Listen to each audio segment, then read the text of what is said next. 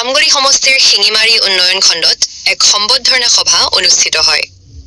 শিঙিমাৰী উন্নয়ন খণ্ডৰ গাণনিক বিষয়া শ্ৰীযুত নিখিল চন্দ্ৰ মণ্ডলৰ দেৱৰ চৰকাৰী নিয়ম অনুসৰি 30 জানুৱাৰীত অৱসৰ হয় যদিও বন্ধৰ বাবে আজি ইংৰাজী 2 ফেব্ৰুৱাৰী 2026 তাৰিখত আবেলি খণ্ডৰ সভাকক্ষত অনুষ্ঠিত।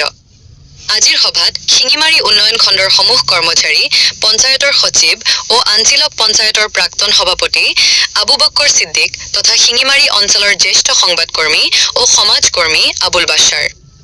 আজিৰ এই বিদায় বেলাত শিঙিমাৰী উন্নয়ন খণ্ডৰ খণ্ড বিষয়া আনিছ, বেৰিয়া ও আঞ্চলিক পঞ্চায়তৰ সভানেত্ৰী, যাদৱ পঞ্চায়তৰ সভানেত্ৰী, জে ও কৰ্মচাৰী বুন্ধ ফুলাম গামোচা, জাপি চৰাই কিতাপ আদি দি সম্বৰ্ধনা জনায়। নিখিল চন্দ্ৰ মণ্ডল এজন সৎ ভাল হাঁহিমুখী মানুহ আছিল আৰু সময়মতে অফিচত আহিছিল। এজন নিষ্ঠাৱান কৰ্মচাৰী আছিল। তেখেতৰ সুস্বাস্থ্য ও দীৰ্ঘ আয়ু কামনা কৰে সকলোৱে।